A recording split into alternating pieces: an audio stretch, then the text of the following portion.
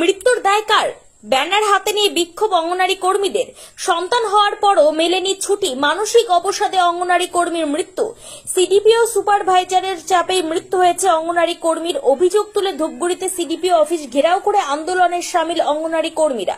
এরপর Asian highway অবরোধ করে বিক্ষোভ দেখান সহকর্মীরা। সহকর্মীদের কথায় জানা যায়, অত্যাধিক কাজের চাপে ছুটি না পাওয়ায় বাড়ি থেকে বহু দূরে গিয়ে ডিউটি করতেন তিনি।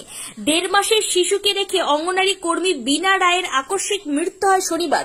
এই মৃত্যুর দায় কার? এই অভিযোগকে সামনে রেখে এদিন ক্ষোভ প্রকাশ করেন অন্যান্য ওয়ার্কার ও হেল্পাররা। খবর পেয়ে ঘটনাস্থলে পৌঁছায় ধূপগুড়ি থানার পুলিশ। জানা গেছে, মৃতা ওই অঙ্গনারী কর্মী বিনা রায় নিরঞ্জন পাট এলাকার বাসিন্দা। মহিলাকে গত কয়েক মাস আগে চামুরচি এলাকায় স্থানান্তর করা হয়, কিন্তু তার ছোট সন্তান থাকায় এতটা রাস্তা যাতায়াতে সমস্যা হচ্ছিল। মানসিকভাবে বিপর্যস্ত হয়ে পড়েছিল তিনি বলে দাবি তার সহকর্মীদের। একদিকে তাকে মাতৃত্বকালীন ছুটি না দেওয়া এবং কাজের জন্য মানসিকভাবে চাপ দেওয়া হয়।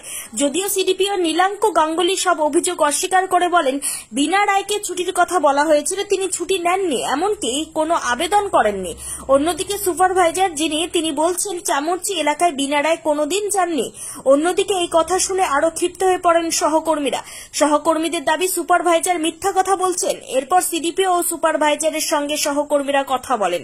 কিছুক্ষণের মধ্যে বিনা রায়ের সহকর্মীরা রাস্তা অবরোধ করে বিক্ষোভ দেখাতে থাকেন।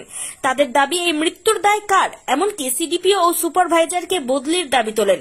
ঘটনাস্থলে ধূপগুড়ি থানার পুলিশ।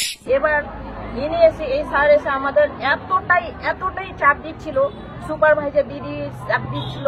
হ্যাঁ, ফোনে আমাদের এত ধমকাচ্ছিল যে কি জানি তোমাদের বেতন বন্ধ হয়ে যাবে, তোমাদের চাকরি নিয়ে অসুবিধা হয়ে যাবে, তোমাদের জন্য আমি নতুন রিক্রুট করতে পারছি না।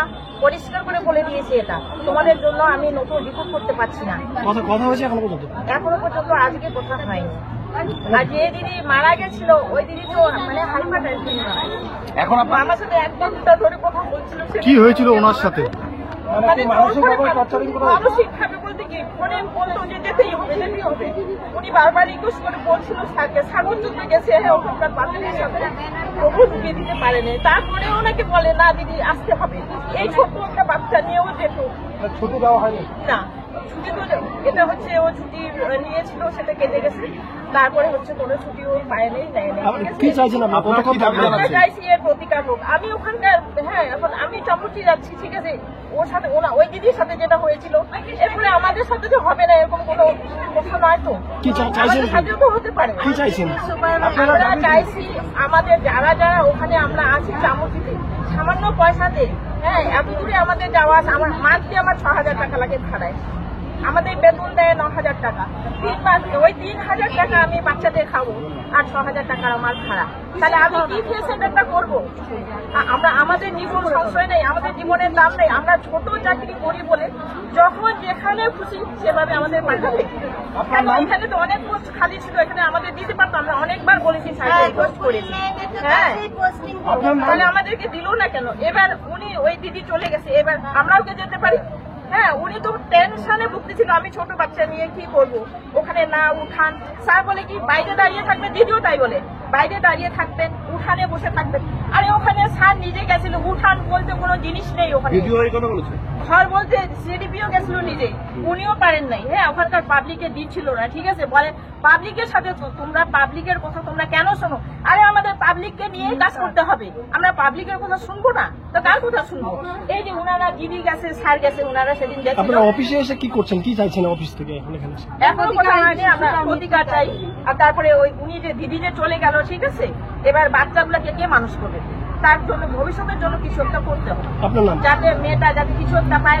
ওর যখন ম্যাচুরিটি বয়স হবে তখন যেন কিছু একটা পায় মেয়েটা। আপনার নাম? আমার নাম ভূপালী রায় সিংহ। একজিপির থেকে, ধূপগুড়ির থেকে চামুরচিতে মানে কোনো মেয়েকে, এই সামান্য অনারিয়ামে একজন মেয়ে, আমাদের ছোট বাচ্চা, 1 মাস 7 দিন না 10 দিনের বাচ্চা, সেই রেখে ও এইভাবে চামুরচিতে যাতায়াত করে এবং অনেক রিকোয়েস্ট করে যে আমাকে ওখানেই রাখতেন বা কাছাকাছি কোথাও দেন, ওকে সেটা দেওয়া হয় না বা ওর জিপিতেও দেওয়া হয় না। তার পরিপ্রেক্ষিতে ওই শিশুটিকে নিয়ে ভীষণ দুরবস্থার মধ্যে ছিল। তারপরে ওর মানসিক অশান্তিতেই হোক, ড্রেস নিতে পারেনি বা যে কোনো কারণেই হোক, কালকে ওর পরশুদিন ও এইভাবেই সেন্টার করে, কালকে ওর মৃত্যু হয়। কিভাবে তাহলে কিভাবে এখন মৃত্যুটা হলো, এখন ওর শারীরিক পোস্টমর্টেম রিপোর্ট আমরা এখনো দেখতে পাইনি। পোস্টমর্টেম হয়েছে, ধূপগুড়ি শ্মশানে দাহ করা হয়েছে। কিন্তু আমাদের বক্তব্য হচ্ছে, আমরাও তো মেয়ে, আমরা তো মা শিশুর পরিষেবা দিয়ে থাকি বা দিচ্ছি, তাহলে ওই মাটাও তো প্রসূতি মা ছিল, তো ওর প্রতি তো একটু মানবিক হওয়া উচিত ছিল আমাদের অফিসে, সেটা হয়নি। আজকে যে কোনো কারণে, এখন কি কারণে হয়েছে পোস্টমর্টেম রিপোর্ট আমাদের হাতে এখন এসে পৌঁছায়নি, সেটা ওনার নাম বিনা রায়। উনি মাগুরমারি জিপিতে, মাগুরমারি 1 না 2, মাগুরমারি 1 এ বাড়ি, আর ওর ওকে ট্রান্সফার করা হয়েছিল চামুরচি জিপিতে। তাহলে মাগুরমারি থেকে চামুরচির দূরত্বটা ট্রান্সফার করা হয়েছে?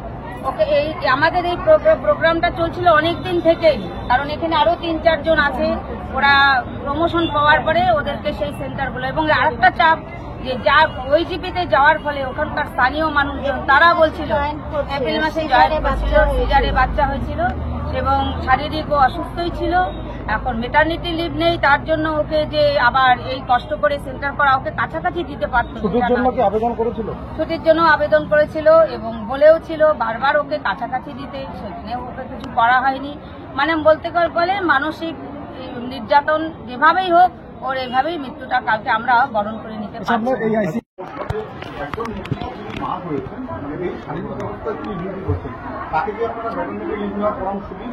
না, আমরা বলেছিলাম কিন্তু উনি তো অ্যাপ্লাই করেননি, আর উনি আমাদের জিপিতে জয়েনও করেন, জয়েন করেন মানে চামচিতে জয়েন করেন না, জয়েন করেন।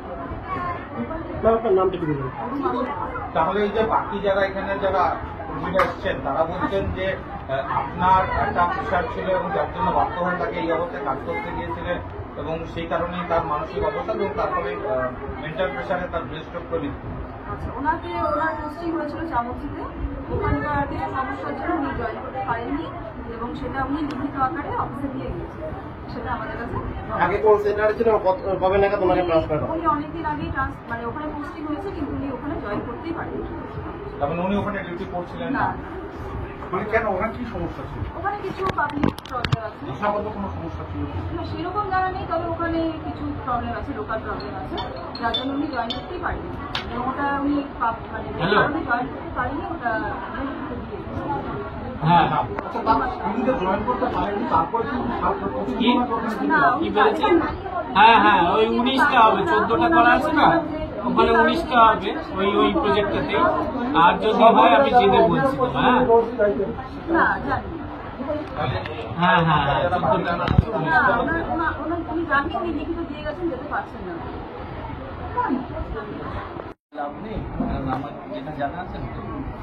বলছে আপনার মানসিক নির্যাতনের কারণেই মহিলার মৃত্যু হয়েছে, যিনি বলেন এটা বাইরে যাক, আমার আসুক, কথা বলুক, তারপরে তো আমি জানবো কি আছে। ঠিক আছে, বলছিলাম আপনার বিরুদ্ধে অভিযোগ করছে তারা, বিভিন্নভাবে প্রেশার ক্রিয়েট করছেন আপনারা। এখানে কথা হয়েছিল, এটাই আমি যা জানি সেটা বলবো। বলছে যে এই এলাকার এই ব্লকের মেয়েদের জানি না এলাকায় কিছু, ছুটিতে পাঠানো হয়, জানি না কিছু। এখন আসুক, বারবার বললাম ওরা কি বলতে চাইছে আমি তো জানি না, সেটা শুনি তারপর। আপনার স্টাফ মারা গেছে আপনি জানেন না? সব মারা গেছে, মানে কেন মারা গেছে আপনি তা জানেন? স্ট্রোক করে মারা গেছে ব্রেন স্ট্রোক কবে মারা গেছে? শনিবার না। তো তার ক মাসের সন্তান রয়েছে? তার কম মাস বলতে পারবো না, ছোট সন্তান একজন। মেটারনিটি লিভ কত মাস পর্যন্ত পায় বা কয়টা বেবি অবধি পায়? 2 জন অবধি পায়। তারপরে আর পায় না, এটা সরকারি নির্দেশ।